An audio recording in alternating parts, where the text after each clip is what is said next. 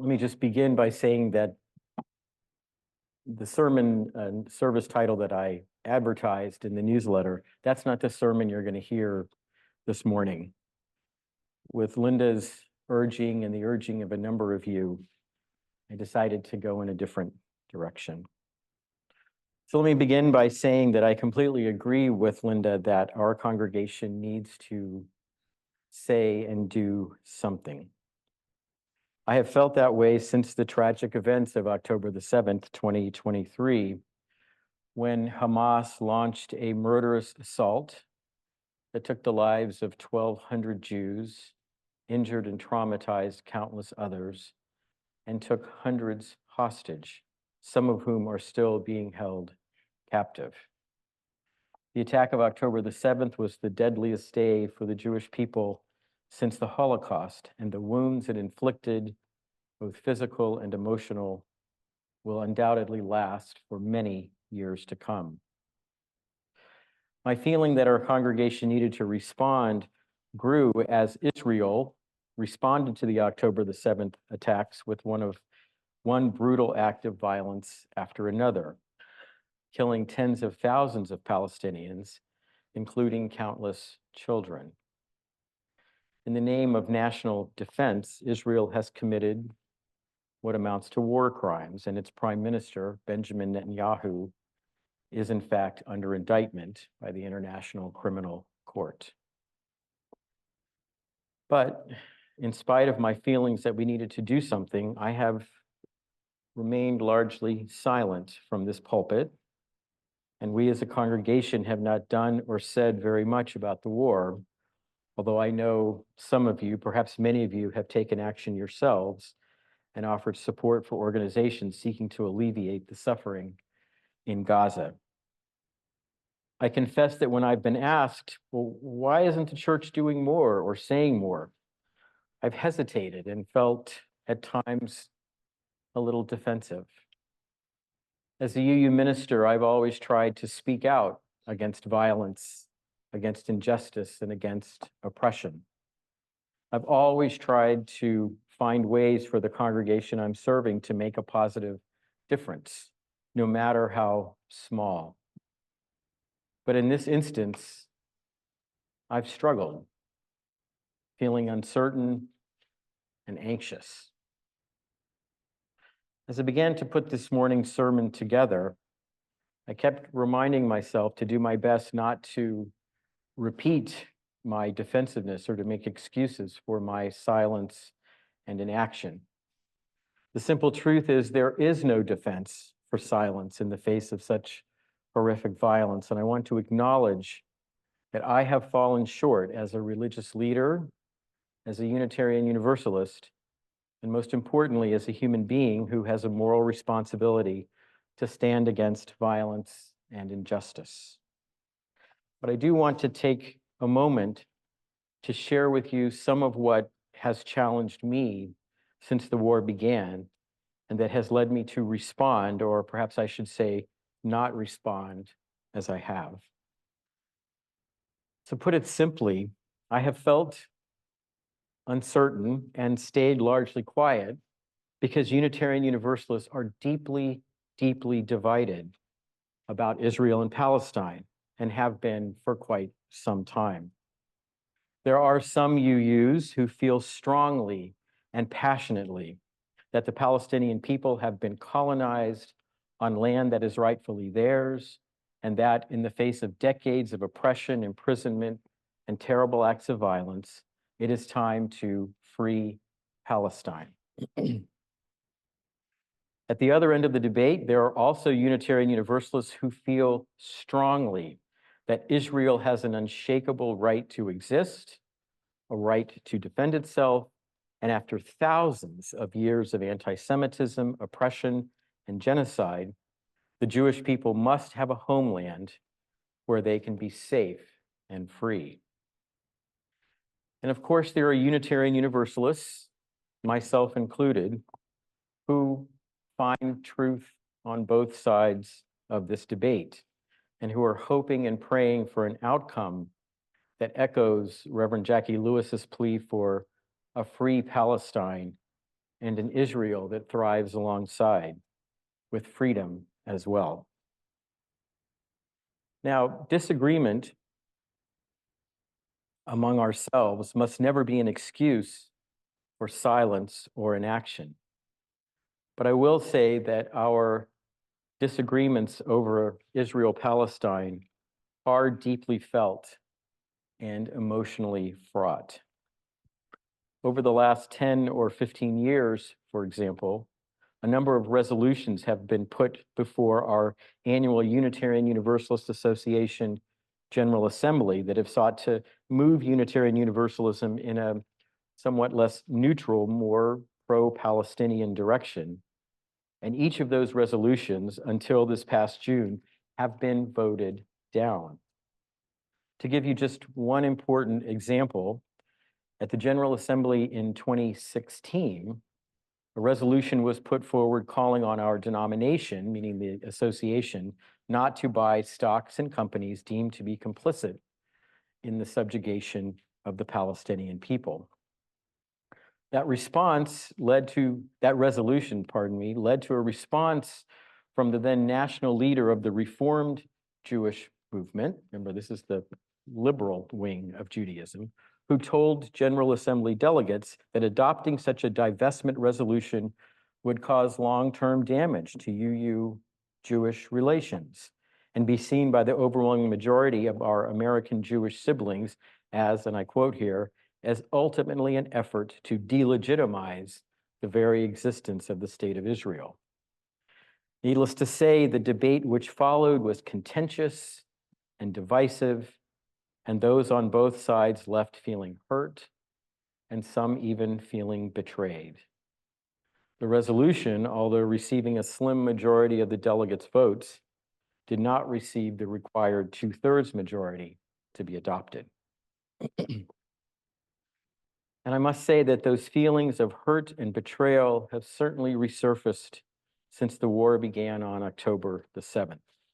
Statements coming from the Unitarian Universalist Association and from our latest General Assembly, held this past June online, have focused heavily on the toll the war has taken on Palestinian lives and have boldly called for the suspension of American military aid and the imposition of stiff economic sanctions against Israel. While those statements have condemned the loss of Israeli lives on October the 7th and called for the release of all hostages, those condemnations have felt to some, and they felt this way to me, as being somewhat muted and perfunctory.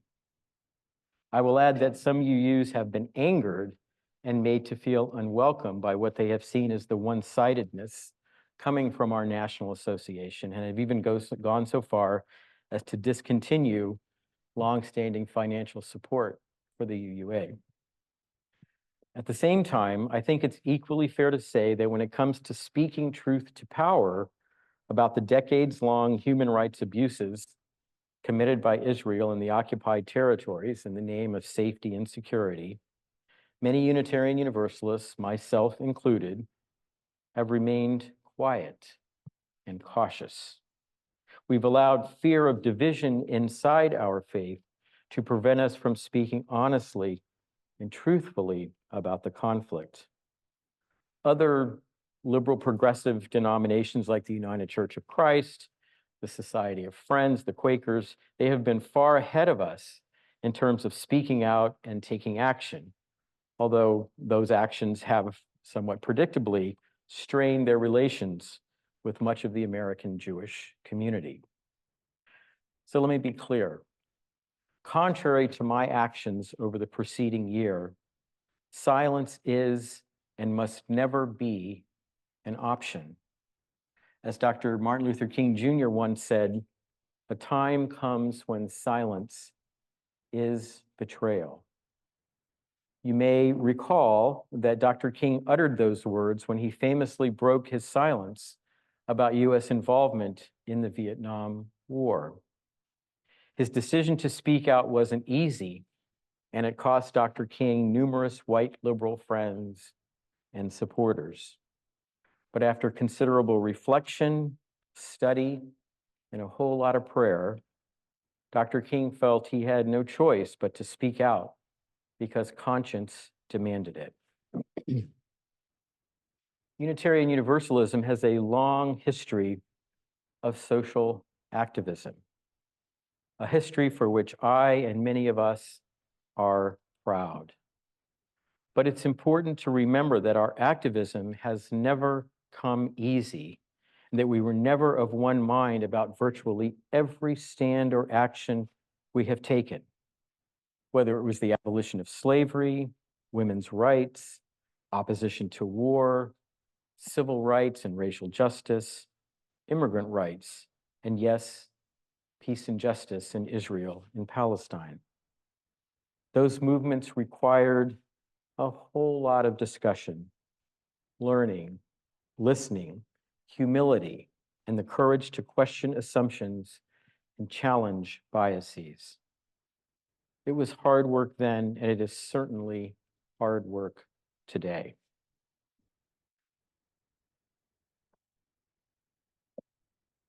I, for one, am ready for some hard work. I am certainly no expert on Israel and Palestine, and I have so much to learn. And I'll say that one of the great challenges in learning about and then taking action on this conflict is how stark the disagreements, the differences, and the very narratives of what has happened and what is happening, how different they are. To give you just one example, for the last year, really since last October, I have searched and searched for a book that would take into account both the Israeli and Palestinian perspectives in talking about the history and roots of the conflict.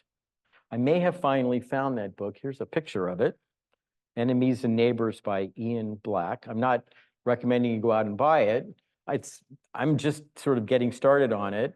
It's about 600 pages. Certainly couldn't find a brief book.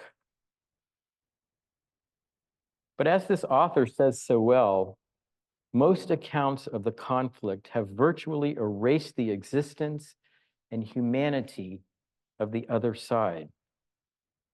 I refuse to do that.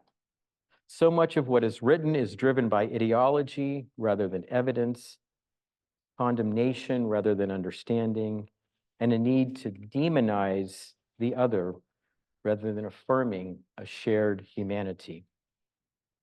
That polarization, that really one-sided writing of history, has shifted somewhat in recent years, but I still feel it is hard for really a novice like myself to know what is fact, what is truth, where should I begin? So rather than standing here today and proposing a 5-point plan about what we as a congregation should be doing, I'd like to instead offer an idea that I wish hadn't taken me so long to propose. With that book and a few others, I have embarked on a learning journey about Israel-Palestine, and I'd like to invite those of you who are interested to join me in that journey. I imagine that this effort will begin as a kind of learning and listening circle in which we seek to educate ourselves before we attempt to take a single stand on one side or the other of the conflict or advocate for specific policy changes. I want this learning circle to welcome all perspectives and voices and to center the experiences of the people on both sides whose lives have been most impacted by war and violence. At some point, hopefully in the not too distant future, I hope this learning circle will evolve into a vibrant part of our social justice ministry. I don't know if a congregation like UUCville will or can become an instrument of peace in the Middle East, but I know that we are more likely to make a positive difference if our work is rooted in learning, listening, and understanding. If you are interested in being part of this journey, part of this circle, or have ideas or suggestions, please do be in touch with me. Please be in touch with me. My email is tim@ucharlottesville.org, pretty easy to remember, and I really look forward to hearing from you. So let me simply conclude by saying that the work of peace and justice is complicated and so very challenging. It takes humility, willingness to learn, a desire to grow, and the resilience to stay engaged. But in a world with so much suffering, so much pain, and so much heartache, what choice do we have? We can't sit back or wait for others to do the hard work. We may not succeed. I'm not even sure I know what success looks like. And there may not be peace in the Middle East in our lifetimes. But I believe we Unitarian Universalists are called to be peace and justice makers. Of course, with an issue as emotionally fraught as the conflict in Israel and Palestine, there are risks. We'll disagree. Some of those disagreements might even become divisive. But I believe that this congregation can do this work with love, with empathy, and with understanding. It's a long journey, but a journey we can and must make together. With your help, let's make a beginning. Amen, and thank you so much for listening.